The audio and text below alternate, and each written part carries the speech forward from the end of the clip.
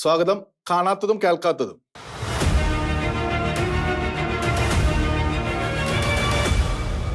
Munambam judicial കമ്മീഷനെ നിയമിച്ച സർക്കാരിനോടൊരു ചോദ്യം. ജനങ്ങളെ സഹായിക്കാനാണെങ്കിൽ എന്തു ധൈര്യത്തിലാണ് ഈ നിയമനം? സർക്കാർ പറയുന്ന പ്രകാരമാണോ കമ്മീഷൻ ശുപാർശ എഴുതുക? നിസാർ കമ്മീഷന്റെ അനുഭവം വെച്ചാണോ ആ ഉറപ്പ്?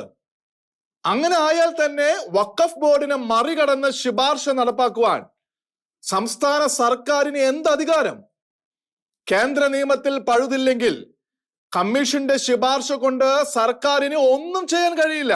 നിയമത്തിൽ പഴുതുണ്ടെങ്കിൽ അവകാശവാദം പിൻവലിച്ച് സ്ഥലം വിടാൻ വഖഫ് ബോർഡിനോട് ലളിതമായി അവകാശപ്പെടാവുന്നതേ ഉള്ളൂ. അതിന് കമ്മീഷന്റെ ആവശ്യമേ ഇല്ല. നിയമത്തിൽ പഴുതുണ്ടോ എന്നറിയുവാനും തനത് നിയമോപദേശ സംവിധാനം ഉണ്ടായിരിക്കെ സർക്കാരിന് കമ്മീഷന്റെ ആവശ്യമില്ല.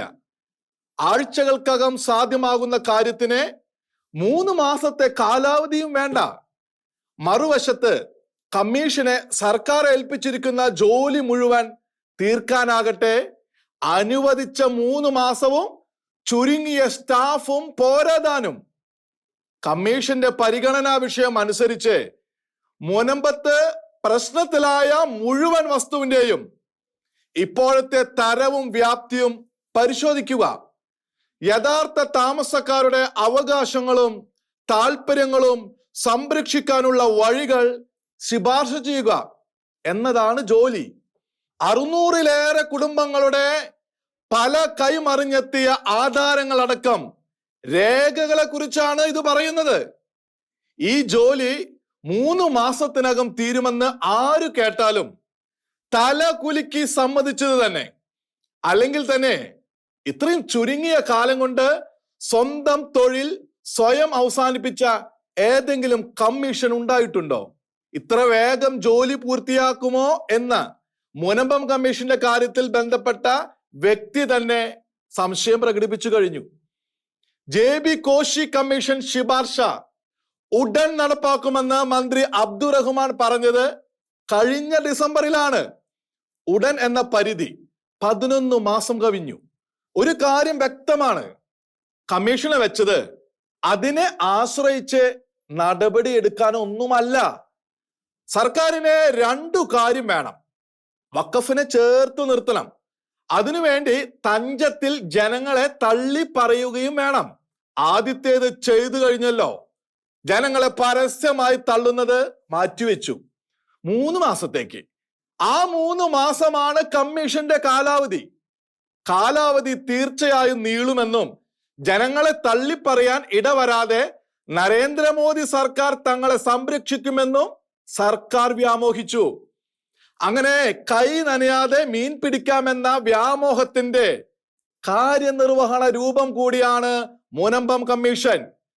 പക്ഷേ മുനമ്പംകാരെ കുറിച്ചുള്ള അതിവേദനയോടെ പറയട്ടെ, BJP സർക്കാർ എല്ലാവർക്കും പണി കൊടുത്തു. മുനമ്പത്തെ ഇരകൾക്കും ഇടത് വലത് മുന്നണികൾക്കും. ഈ 3 മാസം കൊണ്ട് പാർലമെന്റിൽ വഖഫ് അധിനിവേശ വിരുദ്ധ ബിൽ പാസാക്കി തങ്ങളെ രക്ഷിക്കുമെന്ന് കരുതിയ മുനമ്പംകാർ നിരാശരായി.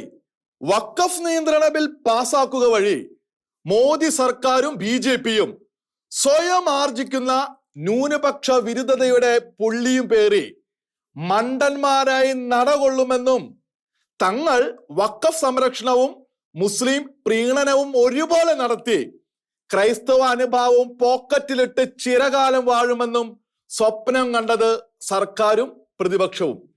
എല്ലാത്തിനും ഉത്തരവാദികളായ കോൺഗ്രസിനും കൂട്ടർക്കും മതനിരപേക്ഷതയുടെ ദേവദൂത സ്ഥാനവും ആശിസ്സും നൽകി BJP സർക്കാരിനെ കൊണ്ട് കാര്യം കാണാൻ കാത്തിരുന്ന ചുരുക്കം ക്രൈസ്തവ നേതാക്കൾക്കും നിരവധി ക്രൈസ്തവർക്കും BJP നൽകിയത് പണി തന്നെ.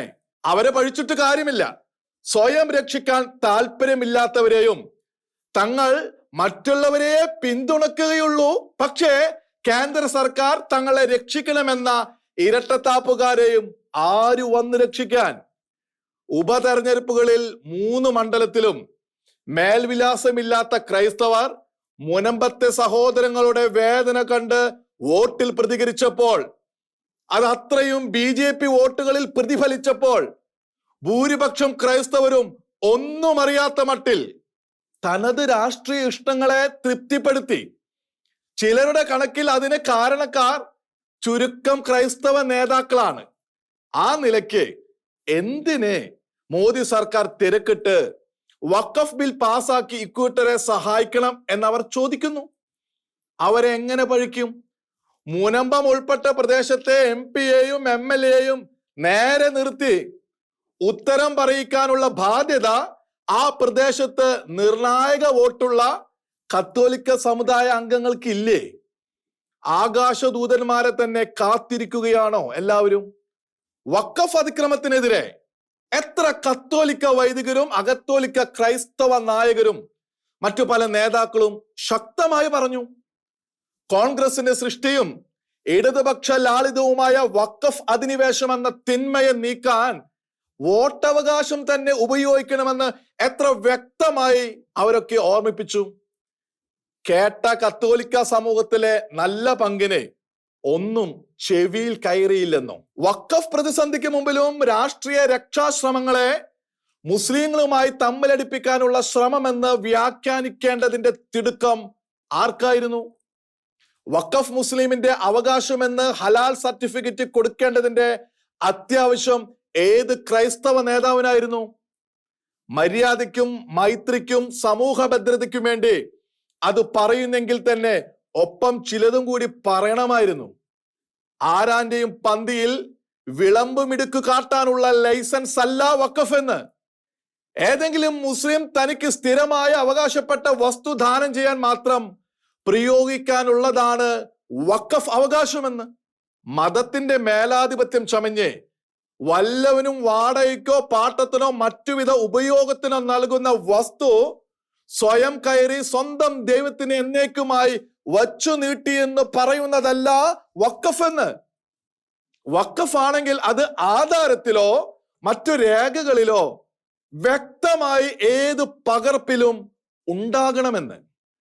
ഇല്ലാത്തവ വഖഫായി അംഗീകരിക്കാൻ കഴിയില്ലെന്ന് ഏത് ബാബർ ചക്രവർത്തി പറഞ്ഞതായാലും സ്വതന്ത്ര ഇന്ത്യയിലെ നിയമത്തിൽ അത് അംഗീകരിക്കാനാവില്ലെന്ന്. ജനാധിപത്യ വിരുദ്ധമായി ഭരണഘടന വിരുദ്ധമായി കോൺഗ്രസ് സർക്കാരുകൾ മറിച്ച് വ്യവസ്ഥകൾ എഴുതി ചേർത്തിട്ടുള്ള ഇപ്പോഴത്തെ വഖഫ് നിയമം റദ്ദാക്കുകയോ മതിയായ വിധത്തിൽ ഭേദഗതി ചെയ്യുകയോ ചെയ്യണമെന്ന്. ജനങ്ങളോട് ആത്മാർത്ഥതയുണ്ടെങ്കിൽ ഇവയാവശ്യപ്പെട്ട് ഭരണാധികാരികൾക്ക് കത്തുകൾ അയക്കാനും ചിലരെങ്കിലും തയ്യാറാകേണ്ടതല്ലേ?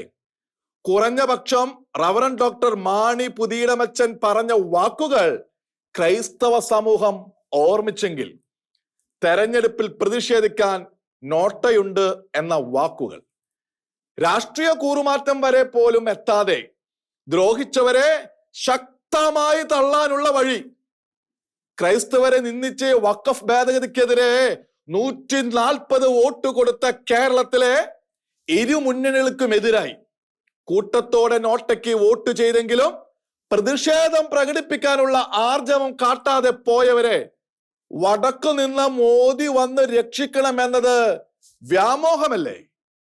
എല്ലാ കാലത്തേക്കുമുള്ള സാർവത്രിക രാഷ്ട്രീയ കൂറുമാറ്റം അല്ലല്ലോ ആരും ആവശ്യപ്പെട്ടത്. സ്വന്തം പ്രതിഷേധവും രോഷവും പ്രകടിപ്പിക്കാനുള്ള സന്നദ്ധത, അതിന് പോലും തയ്യാറല്ലെന്ന് പ്രഖ്യാപിച്ചാലോ? നിശ്ചയമായും ക്രൈസ്തവരിൽ ഒരു വിഭാഗം തെരഞ്ഞെടുപ്പിൽ വ്യക്തമായ ചൂടുമാറ്റം നടത്തി. എങ്കിലും കണ്ണു തുറക്കാത്തവർ ഏറെ. അതിലേറെയാണ് അസമയത്ത് മതസാഹോദര്യം പാടാനെത്തുന്നവരുടെ അനൗചിത്യം. വോട്ട് കൊണ്ട് പോലും ശക്തമായ നിലപാട് എടുക്കരുതെന്ന മട്ടിൽ ക്രൈസ്തവരെ പഴയ കുറ്റിയിൽ തളച്ചുറപ്പിക്കാൻ ശ്രമിക്കുന്നവരുടെ തനതു ലക്ഷ്യങ്ങൾ ക്രൈസ്തവരുടെ ബാധ്യതയല്ല. ആണെന്ന് കരുതി റാഫേൽ തട്ടിൽ പിതാവ് ഓർമ്മിപ്പിച്ച സ്വാതന്ത്ര്യം പോലും സ്വാർത്ഥം തേടി ഉപേക്ഷിച്ചാൽ ജുഡീഷ്യൽ കമ്മീഷനുകളുടെ വരവും പോക്കും മാത്രമേ പ്രതീക്ഷിക്കാനുണ്ടാകൂ. എല്ലാറ്റിനും ഒടുവിൽ ഒരു കാര്യം, ഇപ്പോഴത്തെ പരിണതി കേരളത്തിലെ ഫലം നോക്കിയാണെന്ന് കരുതുന്നതിൽ വലിയ കാര്യമില്ല. അത് കേരളത്തിലെ നിരാശാ മനസ്കരുടെ ആശ്വാസം തേടൽ മാത്രമാകാം. അങ്ങനെ ആകാൻ പാടുള്ളല്ലോ.